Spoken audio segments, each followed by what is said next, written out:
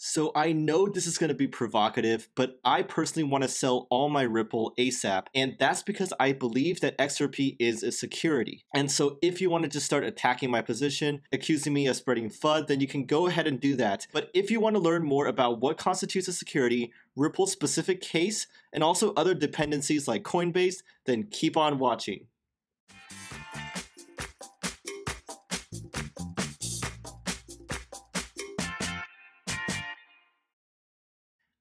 Hi everyone, I'm Kevin, one of many influencers under the BFB umbrella. We're here to bring you interesting and informative content during this bear market, so if you don't mind giving us a quick like and subscribe down below if you haven't already, I would greatly appreciate that. Okay, so let's take a look at what's been going on with Ripple. Well, if you guys haven't been following along the news lately, there have been several class action lawsuits filed against Ripple by various investors. And at the crux of the claim is that they say that Ripple was selling unregistered and hence illegal securities. So I know a while ago there was a lot of speculation about Coinbase potentially listing Ripple, but they haven't done so, instead electing to list various other ones like Ethereum Classic, and they recently stated 5 other new ones, none of them which were XRP. And the reason that's the case is because of all these ongoing lawsuits and them not being sure whether or not Ripple is going to be designated a security or not. So the claimants of these class action lawsuits actually never invested that much into Ripple, but they did buy high and sell low. So you may be like, what the heck, right? They're just regretting their FOMO. But the point of these lawsuits is not necessarily to recoup their money, which is not even that much, but rather do it to kind of feel out where the regulation is at and force the courts to bring about some clarity. A little background to understand this whole debate about securities more. In the US, it's regulated by the US Securities and Exchange Commission, or the SEC. Before recently, they didn't have much clarity on this topic at all because cryptocurrencies is a brand new industry, if you don't remember, so laws haven't been written for this yet. In 2017, a very important report came out about the Ethereum DAO, saying that it was a security and it brought up the Howey Test. So what the Howey Test is a way to figure out if these tokens are securities. And they are if they pass 3 different rules. First, they have to be an investment of money. Second, it has to be in a common enterprise. And third, there has to be an expectation of profits due to the efforts of others. This means that you can buy this investment vehicle and then just sit back while you let the promoters or let the people who sold you these items do their thing, and you can expect to make profit from it. So if it is indeed a security, then you would need to register with the SEC, and you can only sell to accredited investors, and you can't sell to just random people like you or I, because accredited investors have a high bar and they are much more knowledgeable and they have much more capital to spend. So the SEC statement that came out of this report is that most ICOs they encountered are securities indeed, and so after that, many ICOs have started excluding US citizens, if you haven't noticed since then. But the question is, what happens to ICOs that happened before the DAO report? Well, Ripple, as you all know, came out a long time ago, so it hasn't the luxury to kind of change their token sale like the other ones did after the report. So it's also interesting to ask, what is not a security in the crypto space? Well, Bitcoin obviously is not, because they did not have an ICO. It's also super decentralized in terms of like no one source controlling the Bitcoin network. That's why there's so many infighting, because there needs to be a lot of consensus for something to happen. Also, Ethereum did do an ICO, but the SEC chairman said that he does not think Ethereum as presently set up is a security because of the decentralized nature of the network and how there are thousands of different nodes maintaining the network together in a way in which the Ethereum Foundation can't take control of the network and do what they want. So here are the accusations against Ripple. Well, first of all, the Ripple Labs holds the majority of XRP, and they've been slowly selling them on the market in a fashion similar to a never-ending ICO. Investors were worried about dilution or them dumping their XRP onto the market all at once, so Ripple put most of XRP into escrow and announced their plans to do so. This caused the price to soar because of this generated hype, and investors bought XRP expecting profits. That is the first claim and accusation against Ripple. Also, Ripple promoted partnerships not related to XRP, and so the second claim is that misled investors to think that XRP and Ripple are indeed the same when they are not. So what do I personally think? And of course, I am not a lawyer at all, but I think it is very clearly a security. There is an investment of money, either fiat or maybe other cryptos for XRP, and a common enterprise, which is Ripple Labs. And also, you can just sit back, buy XRP, and expect the price to go up if other people are shilling XRP or if Ripple Labs are doing all the groundwork for promotion. So it seems pretty clear cut to me. But there are some possible scenarios that play out. it. And it really just depends on the court judgment or SEC's official ruling. Ripple or other former ICOs may be ordered to refund their purchases, but this is incredibly difficult to do logistically, so it doesn't really make sense in my mind. XRP can be delisted from exchanges. I think this will definitely happen, especially ones with US customers or have a fiat on-ramp. XRP would drop heavily in price, maybe down to zero, and investors' confidence would be shattered in this project. Furthermore, I think this may be the first domino, and many other former ICOs would meet the same fate. This would be a huge blow to the market, which may cause true capitulation, because many traders have been saying that this bear market is not really done until there's true capitulation, and some like big hedge funds sell crypto and say like, we're done with that. That's when all the weak hands will be truly shaken out, and then we can start to recover in price. So is there a saving grace though? I think there is, because Ripple hired an extremely strong defense team. They have a lot of money, as you can imagine, from selling XRP, so they hired former SEC officials of the highest level, like former SEC chairmen and whatnot, to defend them. So that is a wild card in terms of the fact that their lobbying may be able to get the judgment shifted for them. So what do you think? Should we be protesting this in favor or against Ripple? Obviously, I prefer for Ripple not be listed as a security because I don't want the market to really crash. But if it is going to indeed happen, I prefer it to happen sooner rather than later so that true capitulation can occur. Definitely let me know down in the comments below what your thoughts are on all of this that we just talked about. And thank you for watching, guys. This is Kevin. I hope you have an amazing rest of your day. Definitely check out some more content, and I'll catch you guys next time.